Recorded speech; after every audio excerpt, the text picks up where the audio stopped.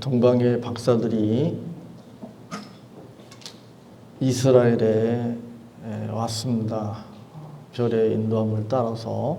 그들이 온 것은 유대인의 왕인 예수님께 경배하기 위해서 왔습니다.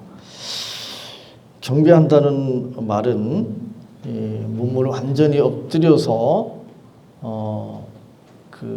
복종하는 그런 자세로 존경을 표하는 그런 행동이라고 말할 수 있습니다.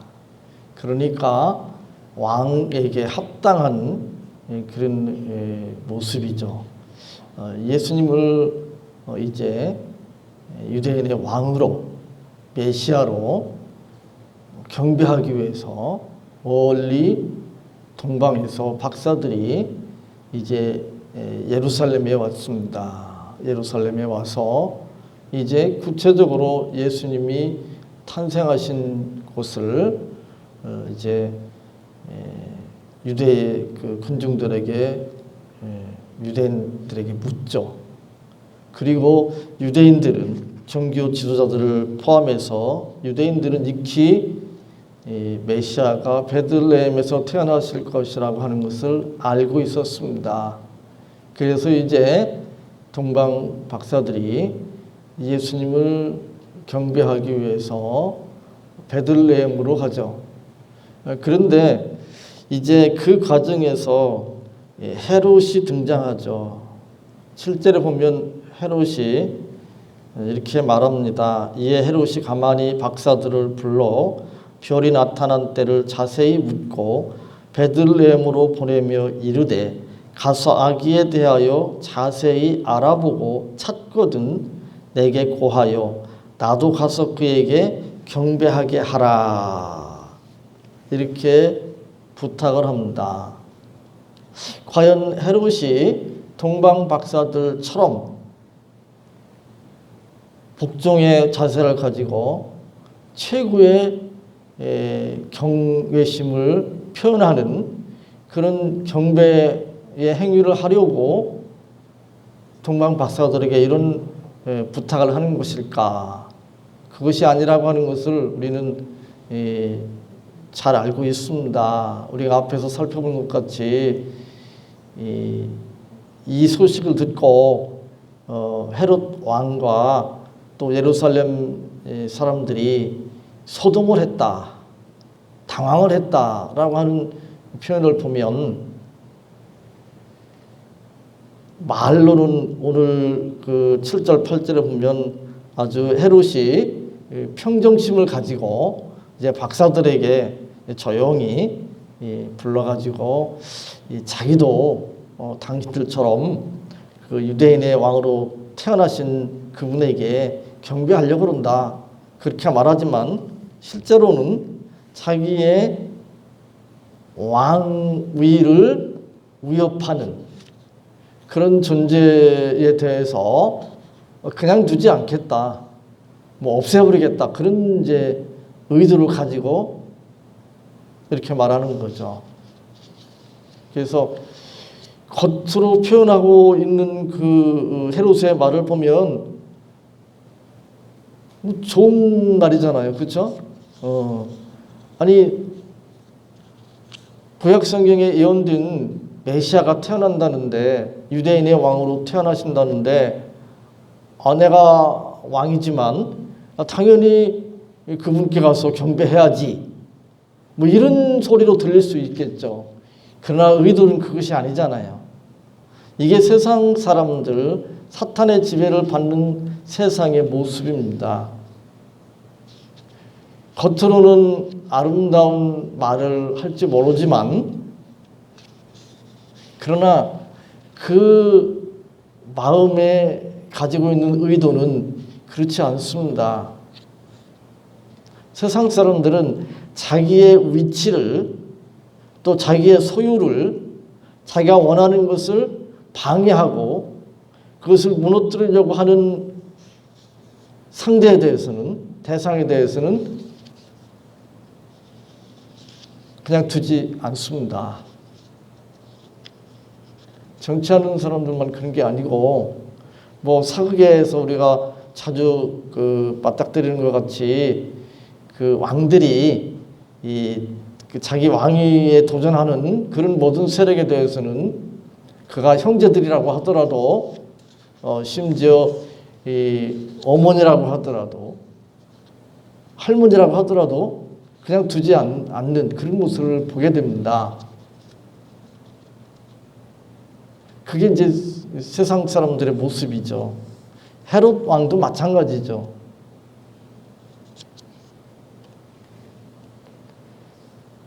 사탄은 또 사탄의 지배를 받는 사람들은 겉으로는 하나님을, 예수님을 자기들도 경배하겠다고 그렇게 표현을 합니다. 제가 느끼는 것 중에 하나가, 정치하는 사람들이 선거철만 되면 교회를 찾잖아요. 뭐 대통령 후보자들도 그렇고 국회의원 후보자들도 그렇고 교회를 찾습니다. 뭐 감사항도 하고 그래요. 예수 믿지 않는데도 자기도 뭐 마치 믿는 것처럼 다 알잖아요. 우리는 사람들에게 자기도 하나님을 믿고 예수를 믿고 그러니까 나에게도 좀 표를 달라, 뭐 그런 거잖아요.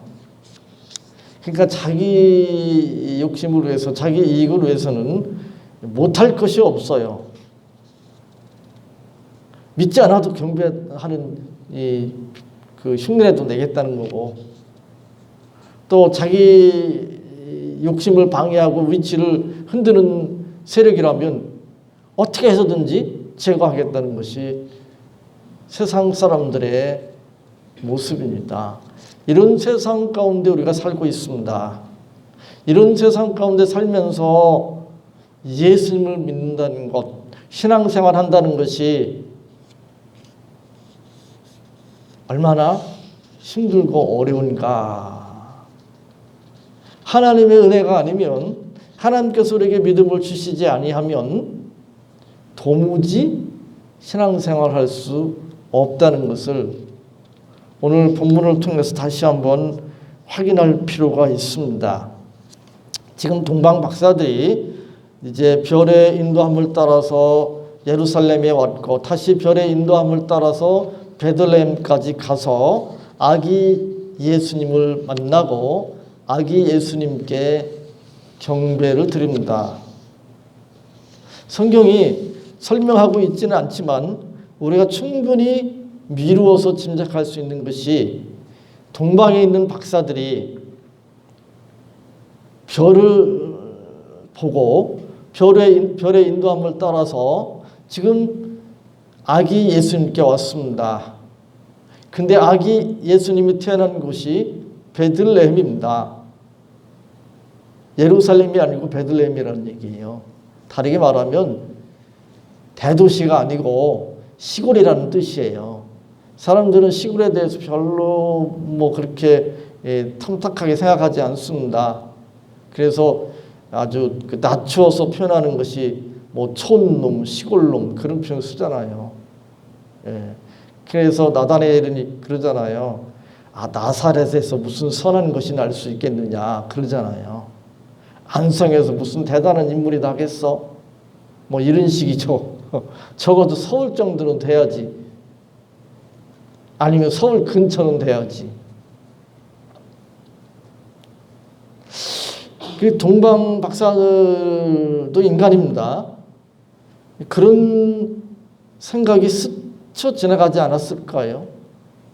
그리고 막상 가보니까 지금 예루살렘도 아니고 또 예루살렘에 있는 궁궐도 아니고 지금 남의 집 마구간에서 태어나신 예수님, 그 위에 누워 계신 예수님, 아니 무슨 아니 왕이 이럴 수가 있어? 유대인의 왕이라고? 그렇게 받아들이죠.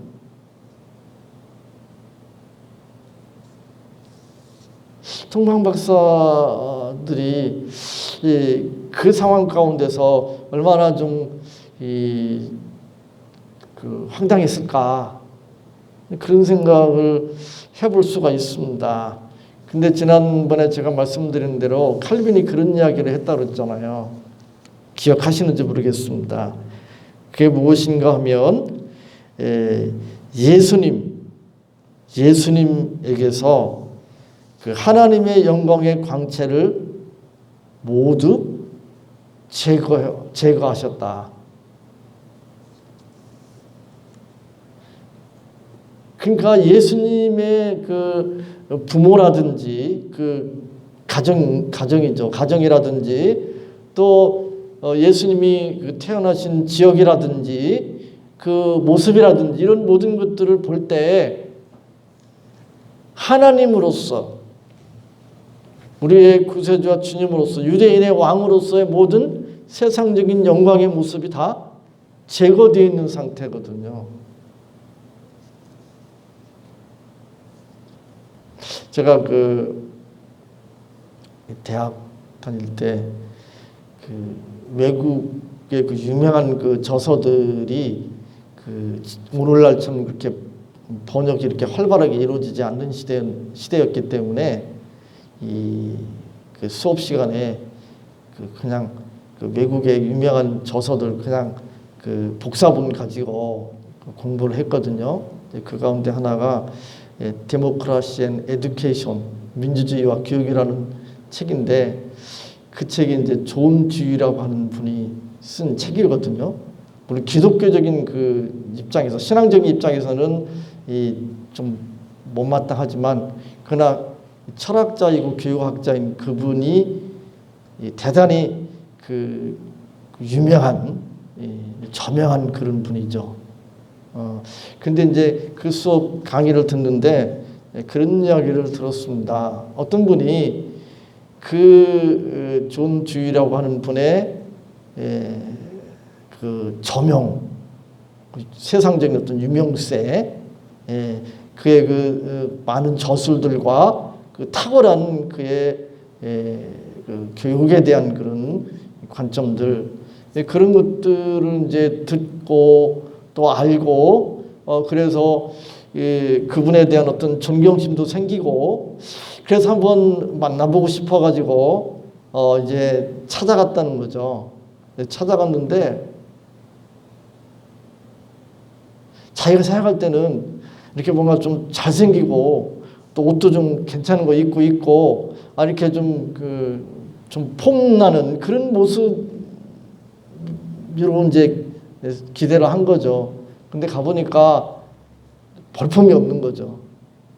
볼품이 없는 데다가 과수원에서 허름한 옷을 입고 그 과수를 다듬는 그런 모습을 보고 상당히 좀 황당했겠죠. 아니 뭐 저래? 그랬을 것 같습니다. 이게 이제 우리가 자꾸 이 인간이기 때문에 육체를 가지고 있기 때문에 외적인 걸 가지고 자꾸 평가하고 판단하려고 하잖아요. 근데 신앙도 자꾸 그렇게 평가하고 판단하려고 합니다. 근데 신앙은 영적인 것은 그렇지 않습니다. 제가 지난주에 이어서 이번 주도 계속 말씀드리는 것이 영적인 그런 것들은 신앙적인 그런 것들은 그 세상적인 어떤 그 사람들이 멋있고 아름답고 또 가치 있다고 여기는 그런 모습으로 포장되어 있지가 않습니다. 그 모든 것들이 제거된 모습입니다. 그러니까 자꾸 신앙생활을 하면서 이 세상적인 어떤 관점을 가지고 세상적인 어떤 그런 그 물질적이든 또는 어떤 정치적인 권력 그런 면에 있어서든 뭐 그런 어떤 모습으로 이렇게 자꾸 기대하고 그것을 추구하려고 하는 사람들이 많이 있습니다. 그는 신앙이 무엇인지 잘 몰라서 그렇습니다. 예수님이 어떤 모습인지 잘 몰라서 그렇습니다. 예수님의 탄생 그것만이 아니잖아요. 예수님의 살아오신 그런 삶, 심지어 예수님께서 체포당하시고 신문당하시고 실형 조롱당하시고 얻어맞으시고 채찍질 당하시고 그리고 십자가에 돌아가시잖아요. 어떻게 죄인의 모습으로, 그것도 가장 극악무도한 죄인의 모습으로 십자가에 돌아가시는 그분을 구세주와 주님으로 하나님으로 믿을 수 있어? 말도 안 되는 소리야. 그게 무신론자들의 생각이잖아요. 세상 믿지 않는 사람들의 생각입니다. 그런데 우리가 그런 생각을 가지고 있다면 예수님을 믿을 수가 없습니다.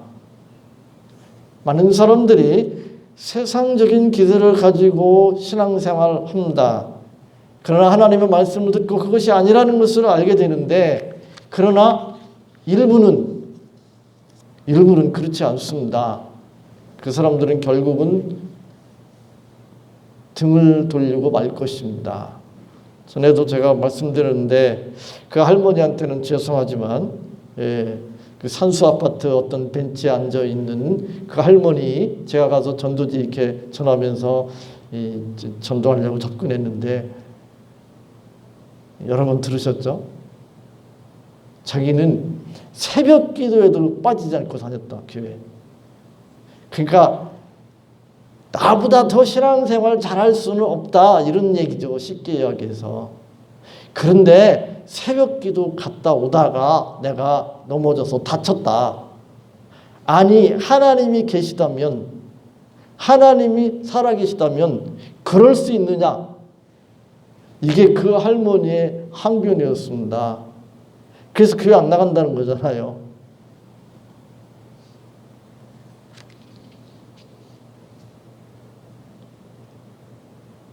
참 답답하죠. 뭐라고 어떻게 말을 해야 될지 모르겠어요. 근데 여전히 그런 기대를 가지고 그런 생각을 가지고 교회 다니는 사람들이 너무 많아요.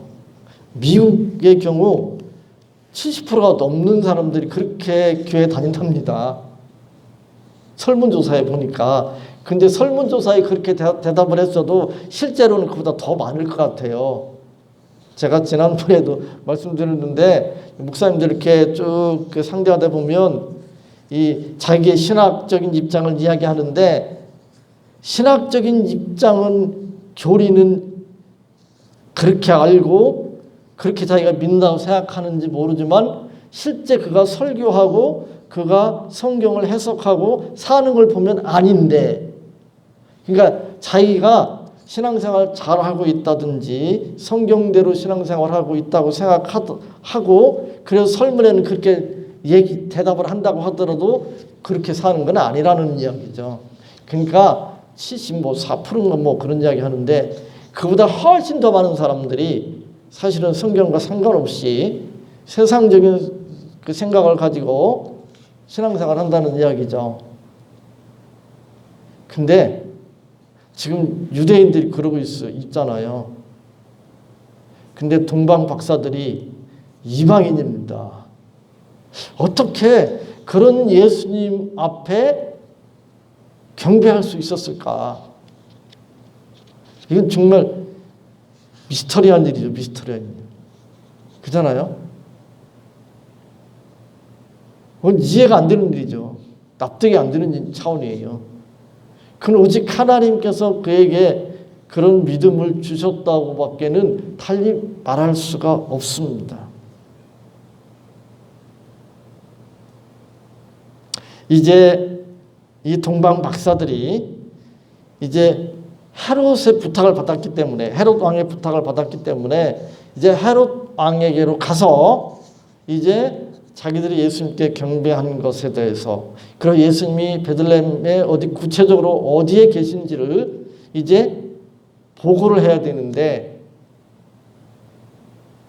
하나님께서 이제 12절에 보면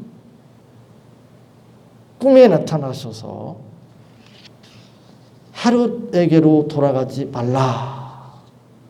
헤롯에게로 돌아가지 말라라고 지시합니다. 그리고 하나님께서 이렇게 지시하신, 꿈에 나타나서 지시하신 대로 이제 헤롯에게로 돌아가지 않고 고국으로 돌아갔습니다. 근데 이게 지금 보통 위험한 일이 아니잖아요. 그죠? 보통 위험한 일이 아니잖아요. 지금 헤롯이 온통 유대인의 왕으로 태어났다는 그 인간, 헤롯의 관점에서 보면 그 예수님께 지금 온 관심이 쏠려 있어요. 그리고 그 예수님을 어떻게 제거할 것인가, 거기에 모든 관심이 집중되어 있습니다.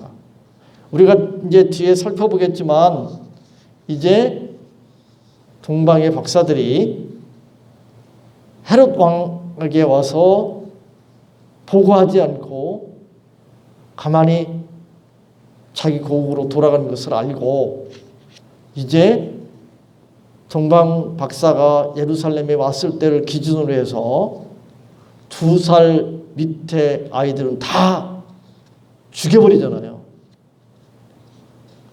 헤롯이 얼마나 여기에 그 신경을 쓰고 있었는지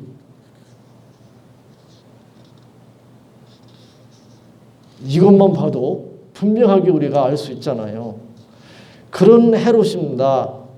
그런 헤롯에게 걸려들기만 하면, 붙잡히기만 하면 동방의 박사들은 살아남기 어려울 것입니다. 동방 박사들이라고 두렵지 않겠어요? 그런데 하나님의 말씀을 더 두려워했습니다. 하나님의 말씀을 듣고 하나님께서 지시하신 대로 헤롯에게로 돌아가지 않고 자기 나라로 돌아갔습니다. 죽음을 각오한 거죠. 헤롯이 두려웠겠지만 그러나 헤롯보다 하나님을 더 두려워했습니다. 그가 아기 예수님을 유대인의 왕으로 구세주와 주님으로 알고 경배했기 때문에 그는 헤롯이 두려웠지만 헤롯에게 돌아가지 않았습니다. 그리고 하나님의 지시하심을 따라서 고국으로 돌아갔습니다.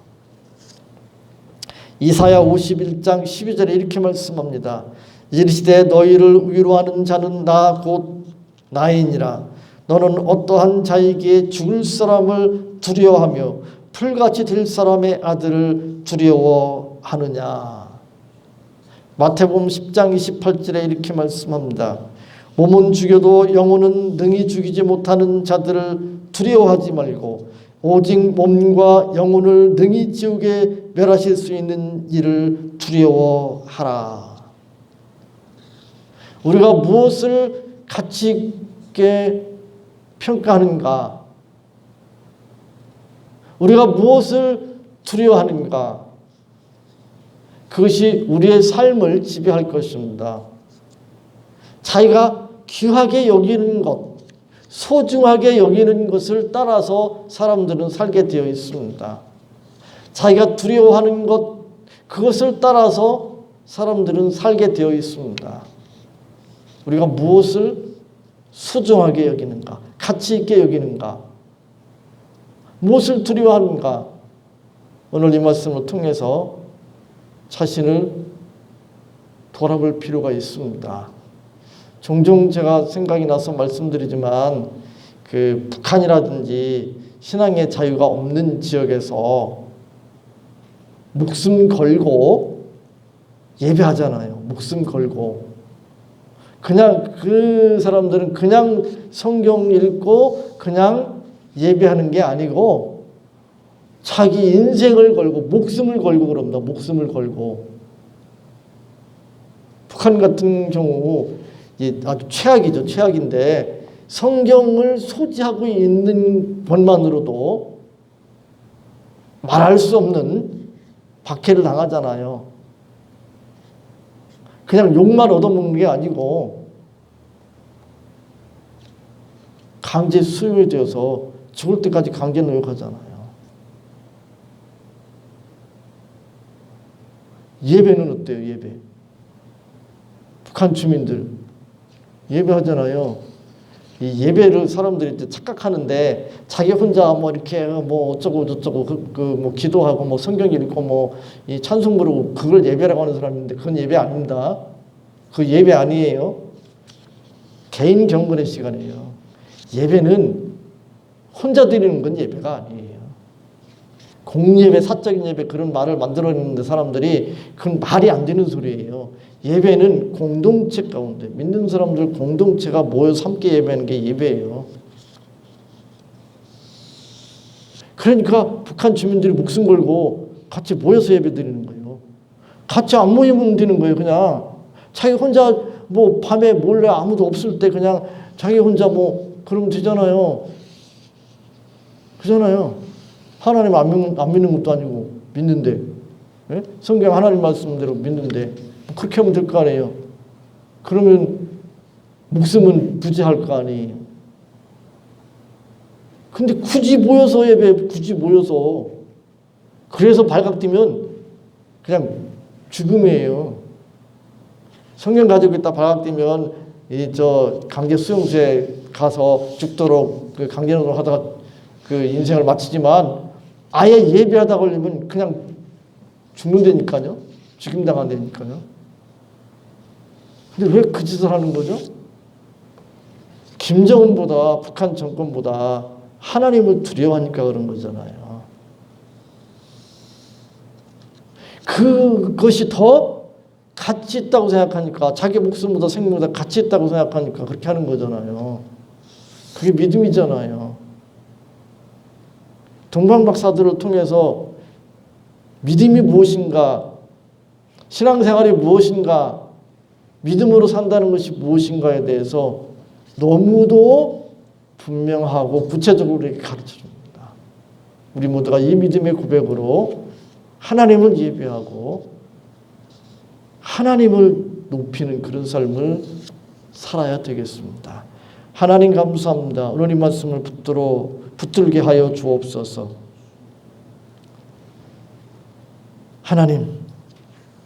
하나님께서 이 세상의 어떤 것과도 비교할 수 없는 소중하고 놀라운 가치가 신앙의 영적인 것에 있다고 하는 것을 다시 한번 확인시켜 주시니 감사합니다. 세상의 것으로 신앙을, 영적인 것을 평가하고 판단하지 않게 하여 주옵소서. 신앙의 그 놀라운 가치를 보게 하여 주옵소서. 저희들의 영안을 열어주시옵소서. 하나님을 두려워하는 그런 마음으로 살게 하여 주옵소서. 예수님의 이름으로 기도하옵나이다.